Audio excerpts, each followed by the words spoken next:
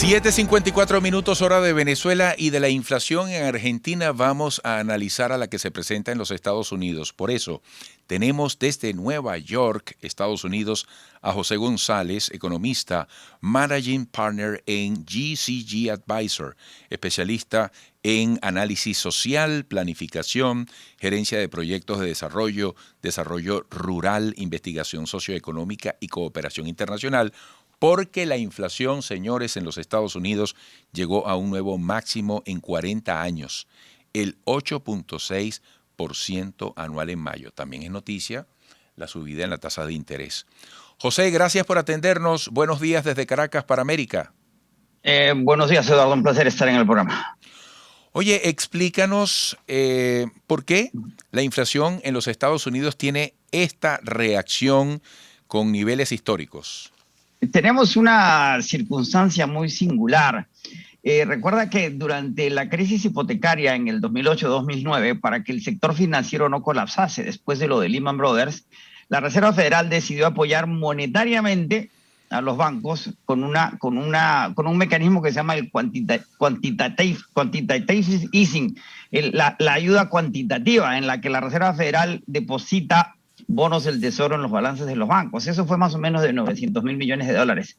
Durante la pandemia se hizo lo mismo, solo que esta vez el balance de la Reserva Federal subió en 9 trillones de dólares, es decir, 9 billones de los nuestros, lo cual impidió que el sistema colapsara y hubo 3 paquetes fiscales, 2 en la administración Trump, 1 en la administración Biden, que incrementaron la liquidez en el sistema. En el 2008 no hubo impacto inflacionario y se pensó que iba a suceder lo mismo. Pero ¿qué sucede? La pandemia y las cuarentenas crearon nudos en las cadenas de abastecimiento que generaron una caída en la oferta de productos de consumo, particularmente en los Estados Unidos, y vino la invasión de Putin en Ucrania, que causó una presión en las materias primas duras, que son el petróleo, el gas y los metales y minerales, y las blandas, que son los productos agrícolas, más los fertilizantes, y esa combinación ha hecho que tengamos una inflación de niveles históricos y que, según las indicaciones de Jerome Powell en su conferencia de prensa ayer, al anunciar el aumento de las tasas de interés, nos va a acompañar este año y el próximo, y acaso se normalice esa inflación hacia el año 2024. ¿Qué te hace pensar sobre la posibilidad de una normalización de estos niveles inflacionarios solo hasta el 2024? Ese es el menor plazo que tú adviertes, que tú ves posible para que haya esta estabilización. Según la modelación de la Reserva Federal, y recordemos que la Reserva Federal tiene un team de 90 economistas que trabajan exclusivamente en la Reserva Federal, de ahí que sacan muchas preguntas, cómo se equivocaron con esta transitoriedad en la inflación que habían mantenido hasta el año pasado, que se iban a regularizar estos nudos en las cadenas de abastecimiento y la inflación iba a bajar. Nadie contaba con la invasión en Ucrania, pero según la modelación, la inflación que está en 8.6%, había una discusión antes de los anuncios de mayo, que habíamos llegado a un pico inflacionario en el mes anterior que fue 8.3. Sin embargo, ese 8.6 ha cuestionado ese pico. Pero el consenso de los economistas, no solo del sector del gobierno, sino del sector privado, es que deberíamos cerrar la inflación este año con niveles del 6%, que la presión inflacionaria no se debe mantener por mucho tiempo y que el próximo año esa presión debería bajar a niveles del 4%, y que ya para el año subsiguiente deberíamos volver a un rango del 2 al 3%, que es lo que esperaba la Reserva Federal hasta este pico inflacionario. Ahora, ¿qué sucede? ¿Cuál es la segunda pregunta? ¿Cómo se enfría una inflación? En el pasado,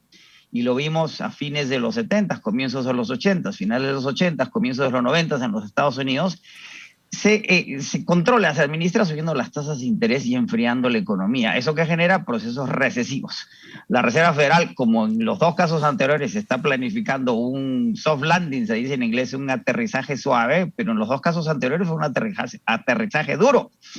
Y ya el mercado está convencido que tenemos una recesión bien el próximo año o principios del subsiguiente a más tardar, lo que está generando esta volatilidad en los mercados que vemos con el índice Dow Jones ya en lo que se llama un bear market, un mercado de corrección con 20 puntos por debajo de su pico. Amigos, estamos escuchando, para quienes nos siguen también por radio, además de televisión, a José González, economista, managing partner en GCG Advisor, especializado en análisis social, planificación, gerencia de proyectos de desarrollo, desarrollo rural, investigación socioeconómica y cooperación internacional desde Nueva York. Fíjate que adelantaste tu análisis al punto que te iba a plantear y has conectado esta decisión de la Reserva Federal de Estados Unidos de fijar las tasas de interés en los términos más altos en 2 décadas a eso que tú llamas la intención de enfriar la inflación. ¿Es correcto? Por allí, Enfriar por la ahí, economía. Enfriar la enfriar economía la para bajar la economía para bajar la Correcto. inflación. Pero tú dices que la Reserva Federal, si te entendí bien, fija las tasas de interés en estos términos para generar recesión como parte de la fórmula de la receta. Para enfriar la economía, para desacelerar el consumo. Nos queda claro que por los nudos, los cuellos de botella generados en las cadenas de abastecimiento y el impacto de la invasión de Ucrania en las materias primas duras y blandas, lo que tiene que hacer la Reserva Federal, porque además estamos con tasas de desempleo muy bajas en los Estados Unidos, es enfriar el consumo, porque no hay oferta de bienes y productos y las materias primas siguen subiendo de precio y de nada sirve en esas circunstancias seguir imprimiendo dinero, asistiendo a los bancos, porque genera un efecto contrapuesto a lo que se pensaba, al hacer que sigan subiendo las cotizaciones de las materias primas. Entonces, al subir las tasas, lo que se contrae es el consumo. Ahora, ¿cuánto hay que subir las tasas para que ese consumo baje? Las tasas de crecimiento bajen sin que entremos en recesión. Y ese es exactamente lo que está tratando de hacer la Reserva Federal. Ayer subieron las tasas en 0.75%, el incremento más alto desde 1994, para que tengamos idea qué estaba sucediendo en el 94. Bill Clinton era presidente y estábamos enfrentando el efecto tequila, que generó la primera corrección importante en los mercados emergentes.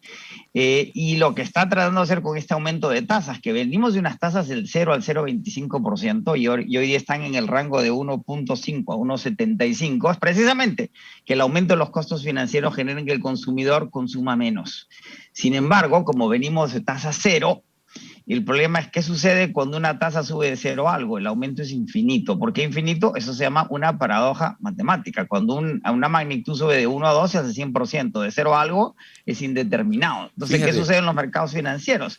El costo del dinero no se puede fijar. Y ese es el problema que tienen los mercados financieros en este momento. Tú sabes que estoy pensando, José, y sería interesante una explicación muy breve de tu parte. Lo interesante que resulta en un país como los de Estados Unidos, donde los 50 estados de la Unión tienen autonomía en muchas cosas, tienen su propia Correcto. Carta Magna regional, pero en este caso, cuando hablamos de una decisión de la Reserva Federal, estamos hablando de esa materia económica que se toma, digamos, a lo largo y ancho del concepto de un sistema federado, ¿correcto? Correcto, la Reserva Federal, que en Estados Unidos es una gran resistencia a crear un banco central, la Reserva Federal es el Banco Central de los Estados Unidos, recién se crea en el siglo XX por la necesidad de administrar el manejo monetario. Hasta el siglo XIX había una situación que cada estado tenía sus propias monedas, eso desaparece en el siglo XX. Se genera esta Reserva Federal, es un banco central con bancos regionales que lo que controlan básicamente son las tasas de interés. Y la tasa de interés que controlan esta que se llama el Fed Funds, que en Venezuela se llama el overnight. Es con lo que se cargan los bancos entre ellos para calzar sus balances al final del día. Los bancos nunca calzan necesariamente en las 24 horas que les toca. Hay bancos que tienen más caja y menos. Si es lo que se prestan los bancos entre ellos para pasar las regulaciones requeridas de los bancos centrales. Ese es el costo último del dinero. Por eso cuando sube la tasa del Fed Funds hay una cascada en que suben todas las tasas. Y eso es parte del sistema federal. Así como tenemos en Estados Unidos la policía es municipal, pero el FBI es federal. Y la Reserva Federal tiene este cargo de la nación completa. Por eso la determinación de las tasas afecta al país Qué completamente. interesante. Bueno, José, eres definitivamente fluido, conciso y eficiente hablando de este tema. Lo haces más comprensible. Te lo agradecemos. Esta entrevista incluso acaba de ser vista y escuchada en la pantalla de televisión de costa a costa en los Estados Unidos, además de América Latina y el Caribe. Un gran abrazo, hasta pronto. Un placer, hasta luego. José González, economista, Managing Partner en GCG Advisor, especializado en análisis social, planificación, gerencia de proyectos de desarrollo, desarrollo rural, investigación socioeconómica y cooperación internacional desde Nueva York. Regresaremos.